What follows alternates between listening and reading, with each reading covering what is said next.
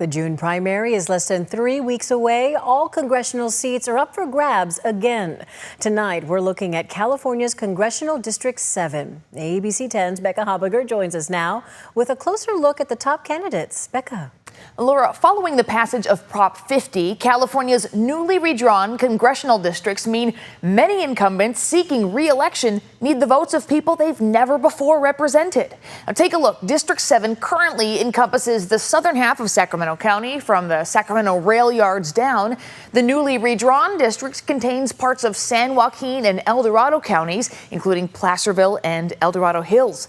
Now, there are 6 candidates in this race whose names you'll see on the ballot, and 2 of them have measurable campaign activity of more than $100,000, according to FEC filings.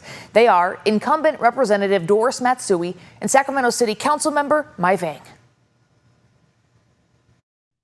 I grew up on a farm in the Central Valley, and I spent many years representing the core of Sacramento. I understand firsthand how different communities have different needs. Congresswoman Doris Matsui and Sacramento City Councilmember Mai Vang are running to represent California's newly redrawn 7th Congressional District. So I was born and raised right here in Sacramento. I am the proud daughter of Hmong refugees. I actually grew up on food stamp, I grew up on Medicaid, and had it not been for these critical safety net programs, I would not be here today. Matsui is seeking her 12th term in Congress. She has served the area since 2005, when she won a special election to replace her late husband. The 81-year-old has served in her role for 21 years now and spoke with us from Washington, D.C. I represent this region's values and concerns. I deliver real results for people so they can see and feel how it affects their daily lives.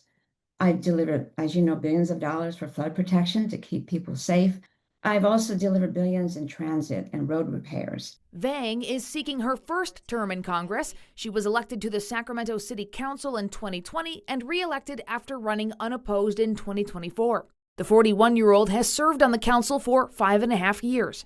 And I'm running because we need leaders who understand the day-to-day struggles of our working families, especially in this moment. I have over 20 years of policy experience, of governing experience, of community organizing experience. I have secured millions for our youth impacted by poverty, violence, and trauma in the city of Sacramento. I have proud to have led 3 citywide ballot measures, and we are 3 for 3.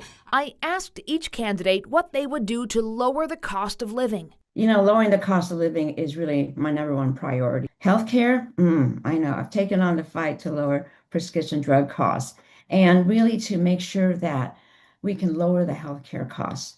And I won't stop doing that either. I am pushing for Medicare for all. Right now, so many of our working families are seeing their premiums go up. And so I am an advocate for Medicare for all. I am working for our working families. I don't take any corporate PAC money, and I answer to the people. What are the key issues you will focus on if elected?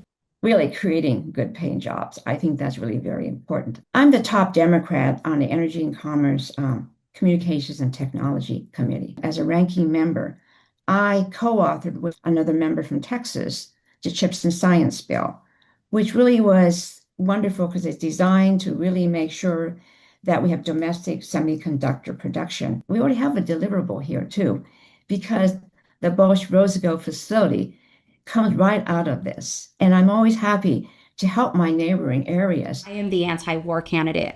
Working families and Americans do not want war in this moment. As a daughter of refugee, I understand the day-to-day struggles of all of our families, and I also understand the consequences of war, the generational trauma that war has on family. The other piece that I care deeply about is really around immigration. I have taken a position on abolishing ICE because this is an agency that is harming our Black and brown communities, terrorizing our refugees and immigrants. And ICE did not exist before 2003. And so I am running on that record in particular because our Congresswoman, she is now coming out and taking a position against ICE. She hasn't called for the abolishment of ICE. We cannot have any more funding for ICE. We have to make sure that we change what they do.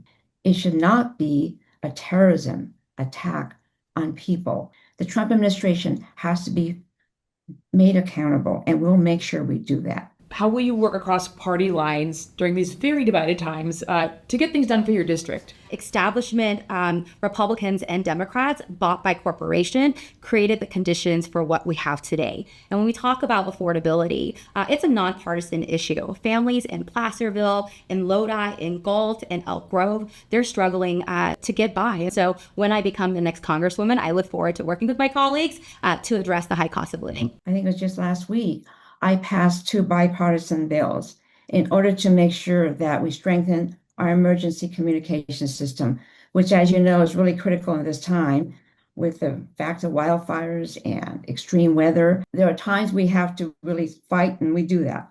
But when there are times that we can actually work together, I will use every means that I can find in order to find a path to get results for my constituents. As for fundraising, our campaign does not take any corporate PAC money. And I really believe that when your campaign is funded by corporate PAC, when you have a corporate credit card, you have debt to pay. What does that mean? That means that you won't move with a sense of urgency on Medicare for All, which is why Congresswoman Doris Matsui has not taken a position on Medicare for All, because she takes money from Big Pharma and health insurance company. I asked Matsui about Vang's criticism that she's beholden to corporate interests and not responsive to her constituents. You know, I really feel that having a campaign of just criticism doesn't do us any good at all. I will say this, I'm in the district a lot and I have many communities to go to. I do have a job in Washington too, where I'm doing things for Sacramento. Vang has secured the endorsements of groups including the National Union of Healthcare Workers, UAW Region 6, and Working Families Party. And Matsui has the endorsements of the California Democratic Party, Planned Parenthood, and Governor Gavin Newsom, among others. Now, in a rare move, the California Federation of Labor Unions endorsed both candidates. We've listed all the candidates in this race on our website, abc10.com.